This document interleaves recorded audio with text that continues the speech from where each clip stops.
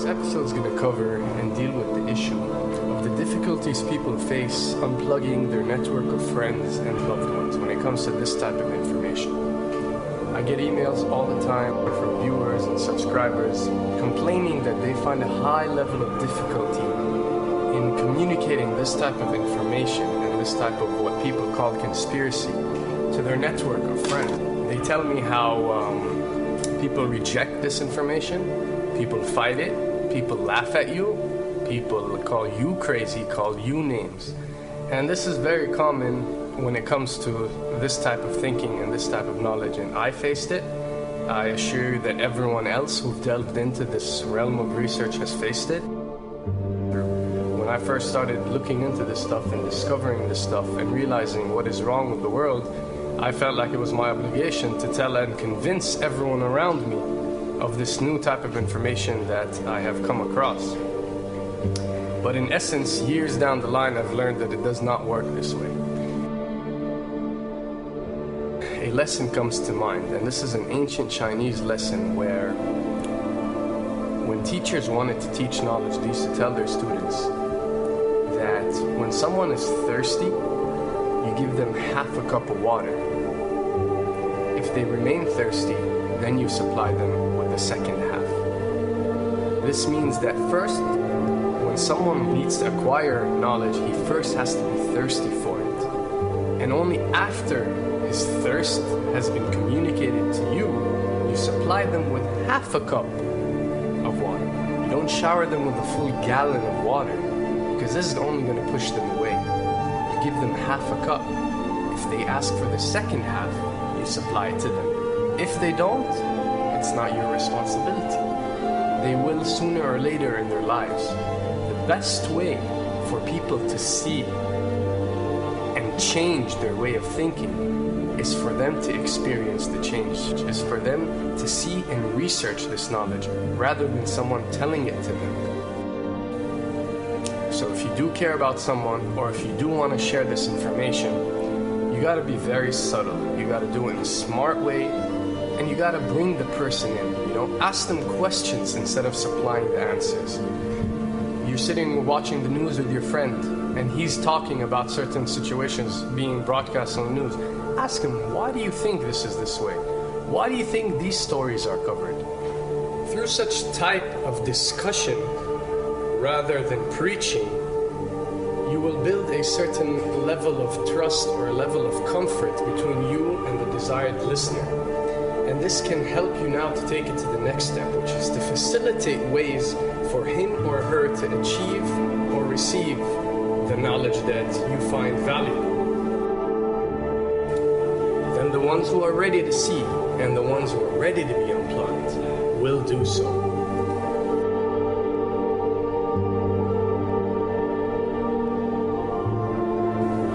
Why does this happen? Why would people reject such knowledge? Why would people fight such knowledge? Why would people attack you? Well, it happens most definitely for one of the following reasons.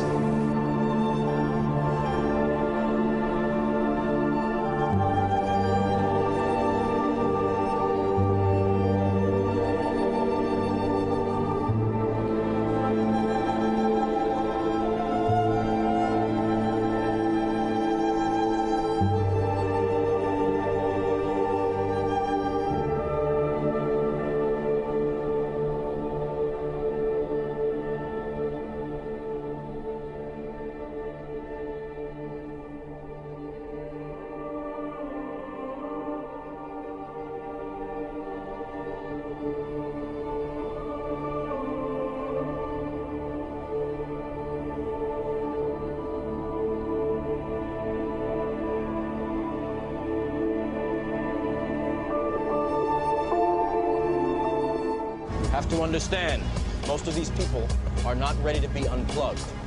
And many of them are so inert, so hopelessly dependent on the system, that they will fight to protect it.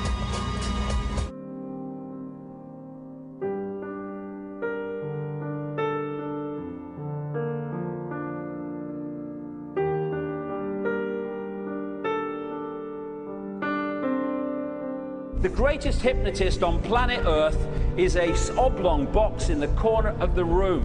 It is constantly telling us what to believe is real.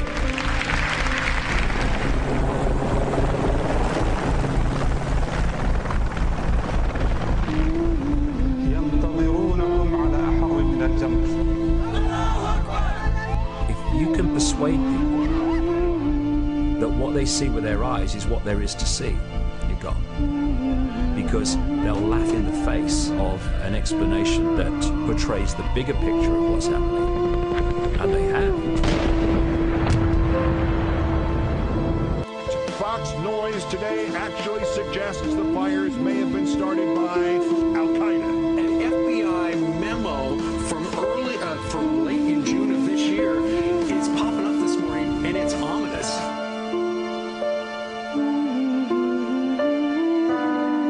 Those who oppose this vital tool in the war on terror need to answer a simple question. Which of the attacks I have just described would they prefer we had not stopped?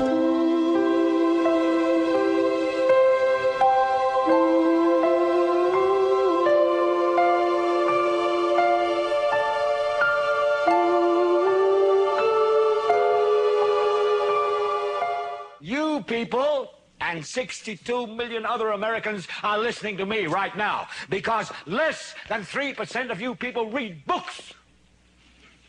Because less than 15% of you read newspapers. Because the only truth you know is what you get over this tube. Right now, there is an entire generation that never knew anything that didn't come out of this tube. This tube is the gospel, the ultimate revelation. This tube can make or break presidents, popes, prime ministers. This tube is the most awesome goddamn force in the whole godless world. And woe is us if it ever falls into the hands of the wrong people.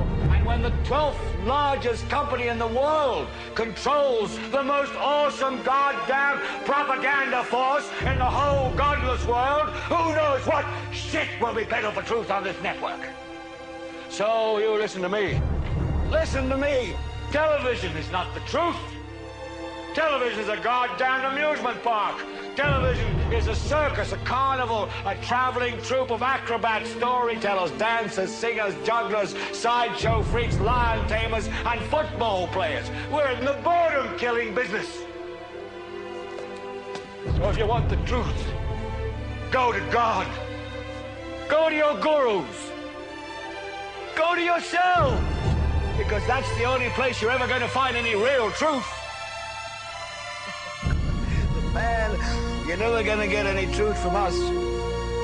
We'll tell you anything you want to hear. We lie like hell. We'll tell you that Kojak always gets the killer and that nobody ever gets cancer in Archie Bunker's house.